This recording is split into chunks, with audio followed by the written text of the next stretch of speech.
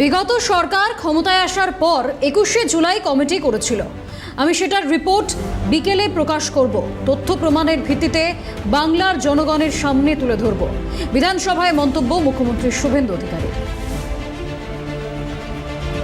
এবারে আমি মাননীয় অধ্যক্ষ মহোদয়কে বিকালে একটু টাইম চাইব, 10 মিনিট।